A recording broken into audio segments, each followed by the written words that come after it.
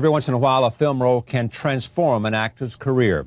Last year, Hilary Swank gave such a performance in the film Boys Don't Cry, which was based on true events. Swank played the part of Brandon Tina, a gender-tormented teenager who disguised herself as a boy and was subsequently raped and murdered by her male friends. Here is a look at that film. What is the matter with you? I don't know.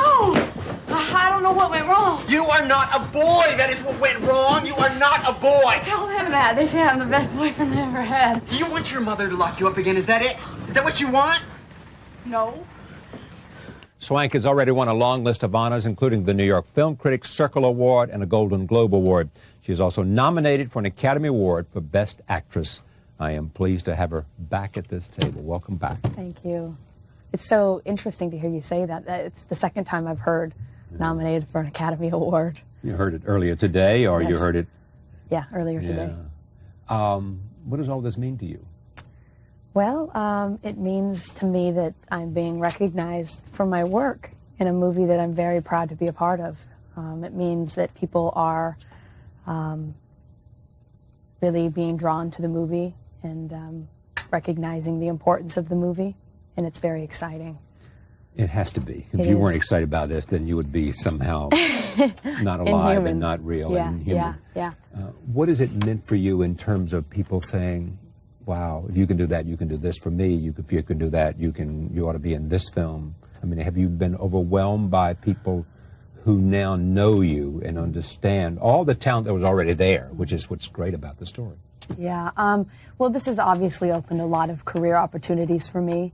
I'm getting the chance to work with a lot of talented people, which is very, very exciting. And that's also one of the pluses about being nominated for an Oscar and getting that high accolade, is that you get those opportunities more frequently.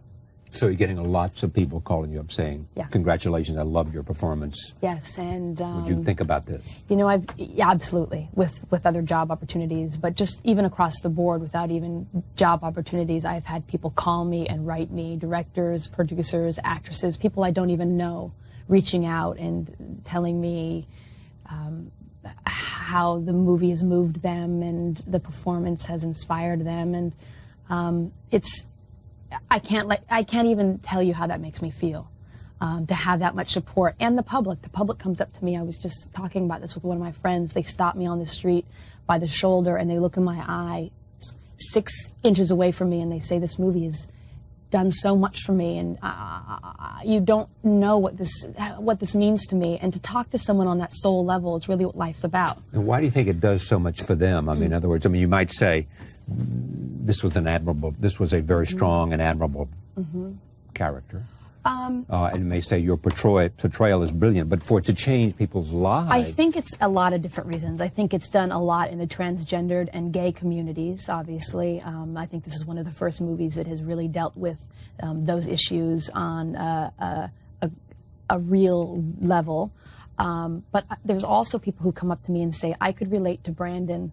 I'm not gay, I'm not transgender, but I could relate to Brandon because he was a person who lived his life the way he wanted, and I wish I could do that. They'll say that to me, things like that, you know. And the Brandon, courage to be himself. Exactly, and Brandon's given that to me. Yeah, he's inspired me to live in the moment and to follow my dream and to not conform to what other people think I should be or want me to be, you know. And there's nothing better in life than being able to have that clarity, and so hopefully it'll stay with me. Take a look at this. This is an actress that you will recognize on this program talking about you. Here it is. Definitely the best movie I've seen this year. I think one of the best movies I've seen. Too. I think that if she doesn't win the Academy Award, there is no justice.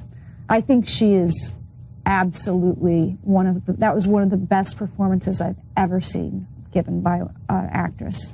I really, really mean that. I think it is one of the greatest performances ever given by an actress. I've seen that movie 6 times. It's you can see it makes me emotional. First of all, coming from a woman whose work I admire and someone who I admire as a human being. I mean, she's been around a long time, and it makes me feel good, you know. Yeah. So Winona Ryder says that you ought to get the Academy Award. Winona Ryder's seen your film 7 times. When Winona Ryder is someone who's, you know, is and so admirable. I mean, she's an amazing talent, and to, I think, be outwardly honest with those type of emotions in a business that I think that a lot of people talk about, you know, where people aren't supportive of one another and they're out to get one another. I think that her being so open about that just shows the type of human being she is. How did you get into this character of you know, a woman who is going to change her appearance and live as a man? As you can imagine, when I got the opportunity after I auditioned and fought to get this role, and they offered it to me, I knew that if I couldn't pass as a boy, that I didn't want to do the movie. I knew I'd be doing it a grave injustice. I mean, this was someone's life, you know, and I wanted to be able to tell the story in a way that, one, Brandon would be proud of, and in a way that which Brandon lived. I mean, Brandon passed as a boy, and people believed he was a boy. So I, for 4 weeks, lived my life as a boy. That just entailed every single day waking up in the morning and doing everything that I needed to do as Hilary in my day-to-day life, the errands I needed to run, but as a boy. Strapping my breast, packing a sock, dressing my husband's clothes. I had cut my hair off, and it was the best. I mean, it was so instrumental in my transformation in the process to play this role, because I really got to see how people reacted to me. I got to see what worked and what didn't work from someone who didn't know what I was doing. And I also got to see what it feels like to be a transgendered on the streets, and to see what emotions that brought to me. And what did you discover about all these things? What worked, what didn't work? What was a reaction to Well, I mean, it was, sometimes if I didn't pass, it might have been my voice being too high. I don't know exactly, because I never said, hey, what made you think I was a girl? Yeah. But I would just try something what would they say? People would different. actually say to you, no, they, why are you I knew dressing like a No, boy? no one would ever say that. But what people would do was they would say, it was the difference of pronoun they would use, and that's how I'd know that what they thought. Like, oh, this kid needs some help, he wants a Coke, get him a Coke. I knew I was passing as a boy. She needs a seat at the table, can you seat her? You know, that's how I knew. weren't passing. Right. Or I even had someone say, she, I'm sorry. I'm sorry. And they'd get uncomfortable because they didn't know what I was. Yeah. And I think that that's a very, I think it says a lot about our society, why we're so uncomfortable by that. I really got to see what it felt like to be a transgendered person. I've always realized prejudices that occur in our society, and unless you're really experiencing them and on the side of, you know, that people are being prejudiced towards you, you don't really know what it's like. And I got to see what it's like to be a transgendered person, to kind of not fit into a stereotypical definition of boy or girl. And it's a very sad place, and it's a very lonely place. And to think that I was passing as a boy, yet I was the same person inside, with the same needs, wants, insecurities, desires, and I was treated night and day difference. I learned a lot about humanity, and I learned a lot about myself. And I learned a lot about the way I want to live my life. Okay, take the last two. What did you learn about yourself? I learned the quick judgments that I can put on someone in my first impression of somebody. May not be fair. That may not be fair. I learned that I want to live a life that's more meaningful. I want to be in the moment and really enjoy the loved ones that I have around me, and appreciate them and not take them for granted. Take a look at this just before we get too far along in the story. I want the audience at home to see a case in which Brandon is confronted by a police officer who is aware of her real identity as a boy. Miss Brandon, we put your Charles Brayman ID number through the computer yesterday, and this is what the Lincoln authorities faxed us over.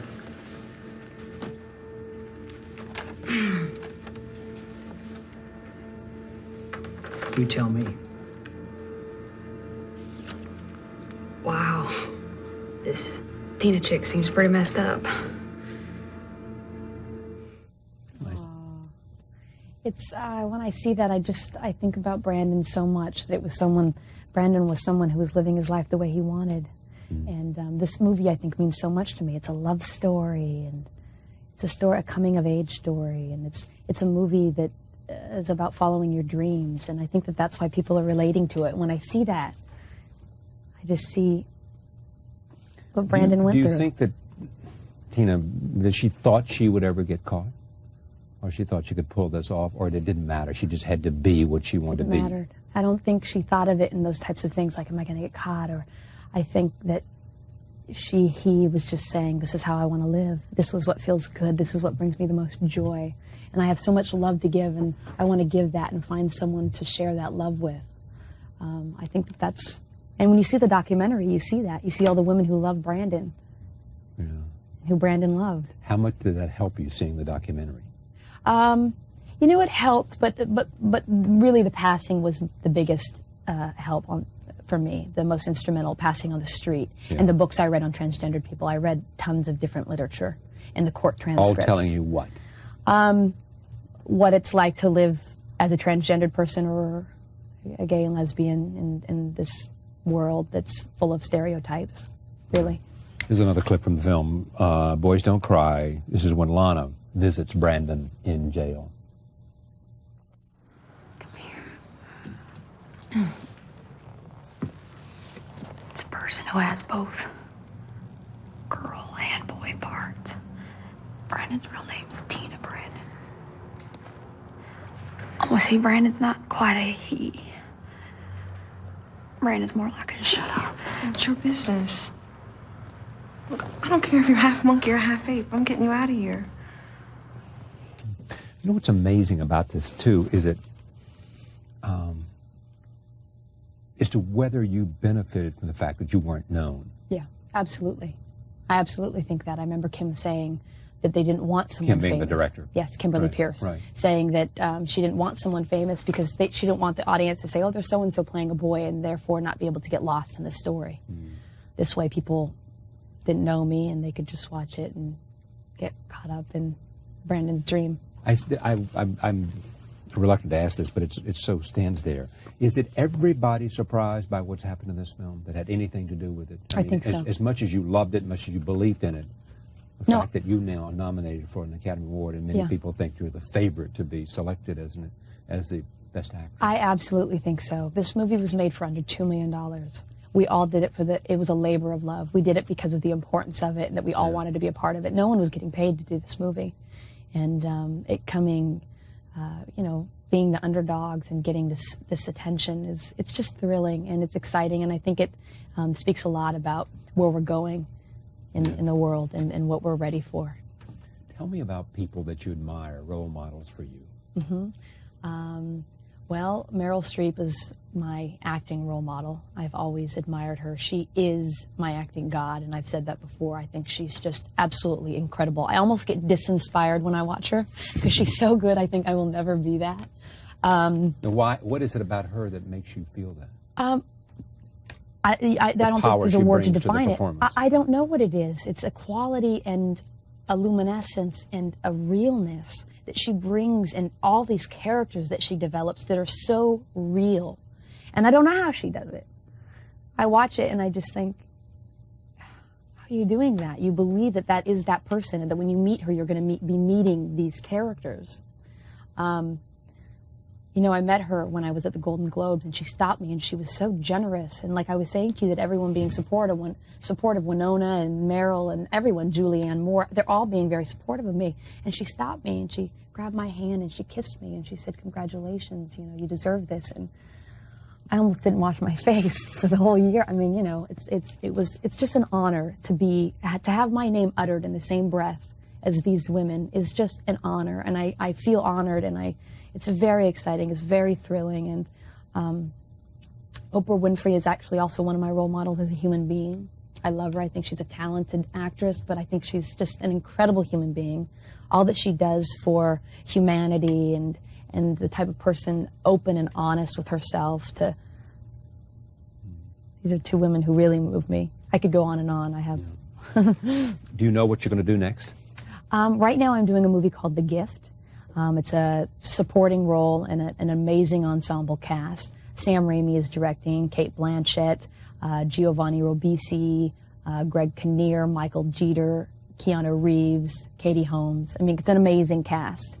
It's a murder mystery. It's very fun. I'm filming in Savannah, Georgia, and I feel like I'm at acting camp. They're so great. All the other actors are so gracious and talented, and Sam is amazing. So I'm really enjoying myself. It's my first movie since Boys Don't Cry. I've kind of sandwiched myself in between all this great talent, you know. And my movie after that is based on a true story, and it's a period piece, and it's called Affair of the Necklace, and I'm very excited about it. That shoots this summer in Paris and in Prague. Oh. So. Congratulations. Thank you. It's a pleasure to have you on the broadcast. Good luck. Thanks. I always love coming here. The film, as you know, is Boys Don't Cry, nominated for Best Actress, Hilary Swank.